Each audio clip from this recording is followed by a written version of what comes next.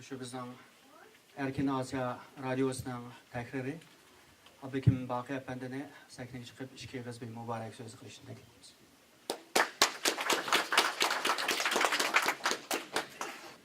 Salam emanlara. Biraz tesadüfi olup kaldı. Bugün Cumhuriyetimizi hatırlayatkan şunday bir hasiyetli günde aldı bilen bizning es kıldığımız yakımısa bu Cumhuriyetni hatırlaş arkalık iyi bulduğumuz vatan sevgisinden ibaret dep qarayman.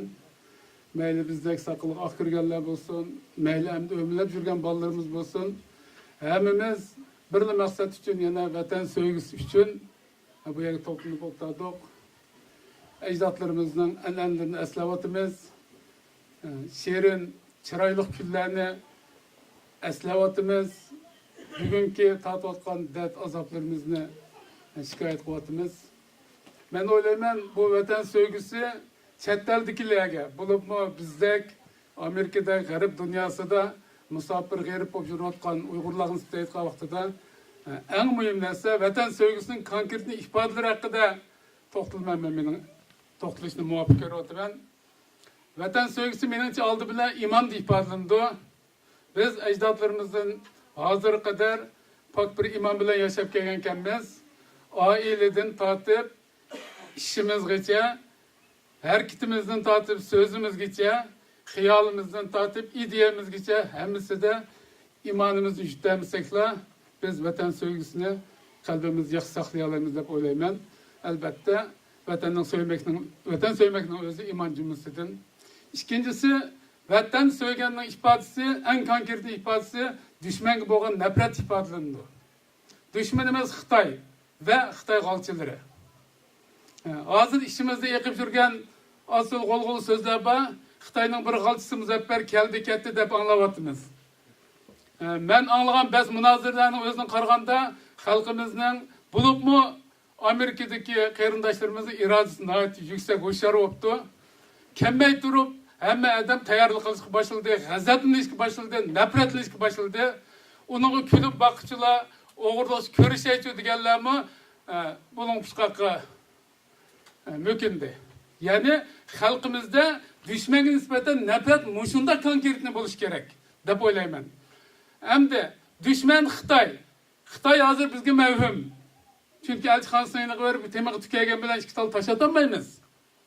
Endi Xitoyga bo'lgan o'chmanlikni, ya'ni dushmanga bo'lgan nafratni ifodalaydigan eng oddiy ifodamiz nima? Dushmanning butun xalqimizga solayotgan zulmini chet elda boshqa davlatlarga, boshqa xalqlarga anlatib ularni ta'sirlantirish bilan birlikda yana o'zimizga, öz xalqimizga, öz farzandlarimizga, öz avlodlarimizga anlatıp, ularning qalbida shu vatan sevgisini yetildiradigan, dushmanga nafrat bildiradigan bir ruhni yetildirish. Bugungi televiziyamiz menimcha shu maqsadda qurildi. Endi buning Uyg'ur tilida chiqishi demak bizning o'zimizning tarbiyalashimiz uchun yaxshi bir qurol deb qarayman. Demak, dushmanga bo'lgan nafratni eng ushoq ilmitlargacha, misol qiliman, 2 yillar ilgari bu Washingtondagi yoshlar kızlar, oğullar mesleşip Xitayning kiyimini giymeslik, Xitayning melini almaslik, Xitayning yemegini yemeslik şuarını oturup koygan. Benim xil ailelerde umumlaşıp kaldı.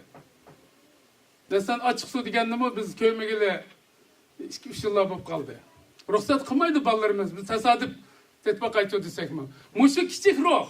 Ama bu nime düşmanga olgan bir gazap nefretten ifadelengen narsa. Ürümçidli bir çoğun bir bu aydını anlattım. Ömür boyu devletinin, hükümetinin Xitayning dükkanı magazinden bir tiyinlik narsa almaptı. Ve almaydiken. Tunganning 20 senettin satadigan tuxumini ilishga razıken Xitayning 10 tiyinlik tuxumini almaydiken. Ömür boyu muşuna yaşaptı. Muşum olmanaki vatanperverlikinin küçük bir ifadesi. Düşmanni muşunda kemisiş gerek, muşuna pes görüş gerek. Bunu biz adetimizge aylandırsak ballarımızga miras kaldı. Yani vatan suyuşunun üçüncü bir xil, chet eldagi biz muajiratdagilarga nisbatan konkretni bir ifodasi menimcha tashkilotchilik deb qarayman. Tashkilotchilik masalasida biz demokratiya ta'siriga uchrab ketdik. Yani chet el degan demokratik tursa, mana hamiyada hammadan demokratik, yettadan birlashib bir tashkilot qura oladi degan tuyg'ular, kimning ko'z qarashi qanday bo'lsa o'z oldiga erkin bo'lmamdi degan tuyg'ular, Bu şu hürmetini bağlanan, şu azat devleti bağlanan karaşları. Biz zulüm müstemlikliğe nispeten ben 20 yılını yakın kulağımı kalemle alsam tekitlavattım ben birlik meselesini. Biz ideyede birliklemez, teşkilden birlikini şekillendirişimiz gerek. Bizde bunda iki partiye, üç partiyenin bugün günde bizde zihni vaki faydası yok. Hemimiz bir teşkilatta. Bu teşkilat yakşı olsun, yaman olsun. Çünkü yaman olsa bunu yaman kılan yani biz bulumuz. Ve yamanını yakşı kıldığın mı yani biz?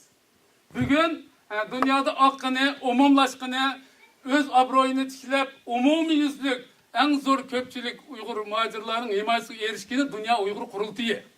Başka teşkilatlarına hürmet kılımız. Lekin teşebbüs kıldığımız hergiz birlikne işkilikke ya işki yerimlik bölmesligimiz gerek. Köz karaş cihetten farkımız bolsun mu? Her ikitimizden narazılığımız bolsun mu? Şahsi menfaatimizde tosalgı bolsun mu?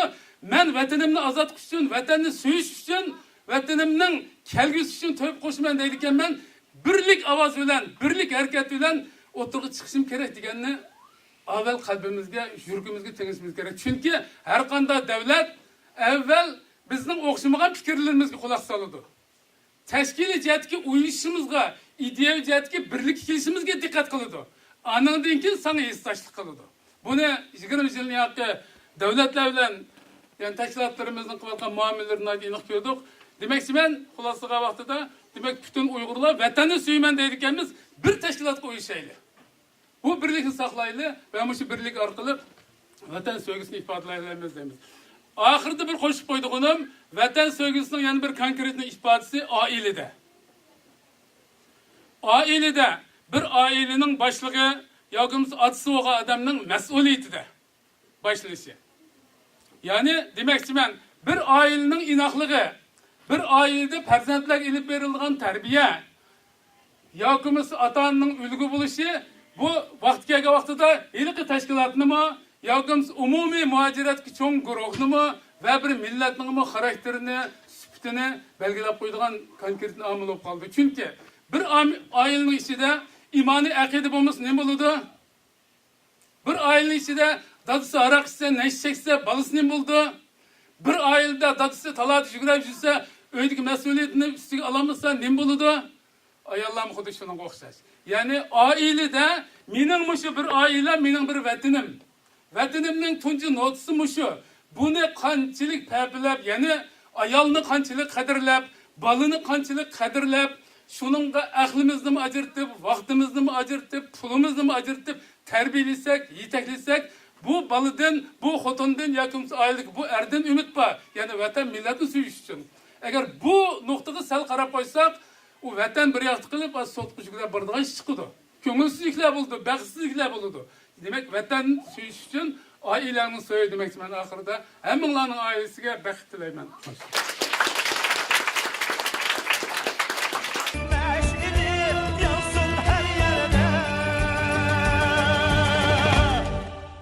Yansın her yerde